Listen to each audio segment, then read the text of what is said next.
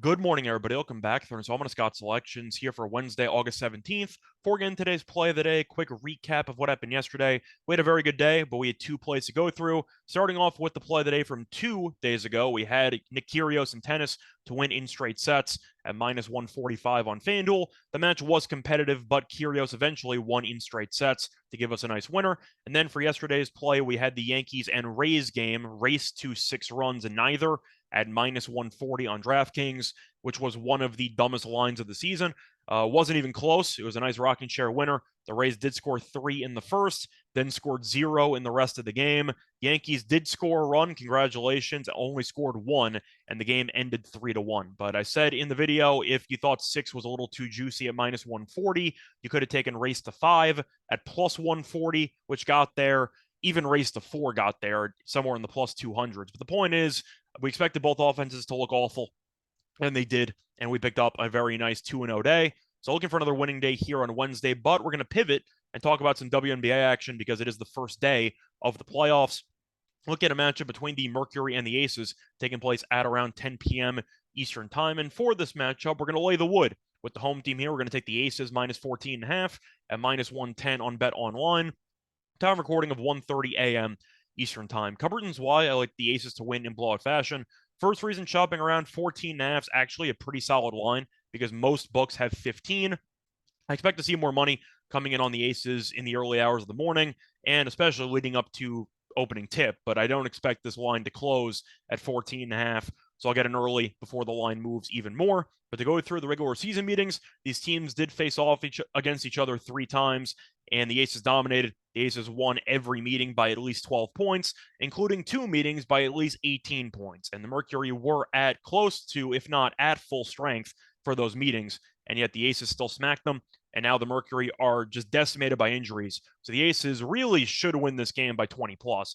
But to go through the actual home road splits for these teams, the Aces have been really good at home, while the Mercury have been useless on the road. The Aces are 13-5 straight up at home, while the Mercury are 4-14 straight up on the road. So Phoenix has been a disaster on the highway, and I don't expect that to change in the first playoff game. So to go through the actual injury reports, we got to talk about the main 2 pieces that are going to be out for the Mercury in this game, which are Diana Taurasi and Diggins Smith.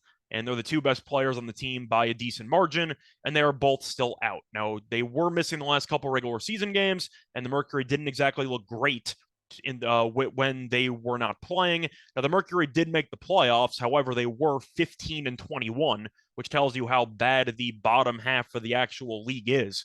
But the Mercury were really struggling down the stretch. In the final game, they had a shot there at home to get the 7 seed, and they got run out of the building by the Sky, and they lost that game by 15 points. However, that is misleading because the Mercury ended up outscoring the Sky by 9 in garbage time in the fourth quarter. So through 3 quarters, when the Sky were actually trying, the Sky were up 24 points after 3.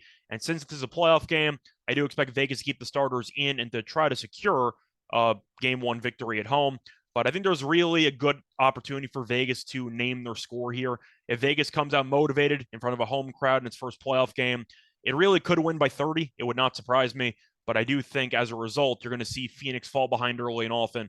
And I do think that the spread is too low as a result. But to go through some of the actual efficiency numbers, Vegas has been much better at offense and rebounding. Vegas does rank first in offensive rating in the league, while Phoenix ranks 8th. And Vegas ranks 7th in rebounding percentage, while Phoenix ranks dead last. But a reminder, some of those offensive numbers are misleading because a lot of them involve Taurasi and Diggins Smith playing. So Phoenix is probably worse than 8th, and I think they'd probably be closer to 10 or 11, which means that Vegas offensively is even better than the current differential. But if you want to look at some trends as well, the Aces have done well against the spread in recent meetings, as the Aces are 4-1 against the spread in the last 5 meetings. But you have an Aces team that has looked like the best team in the league recently. They're at home, and they've smacked this team in all 3 regular season meetings, and now Phoenix is even more vulnerable than they were in those 3 meetings. I think this game should get ugly. I think the Aces should win this game by 20 plus. I'll gladly lay the number with the far superior teams. Play that once again here for Wednesday, August 17th is going to be on the Aces minus 14.5 at minus 110 on Bet Online. Bye, everyone.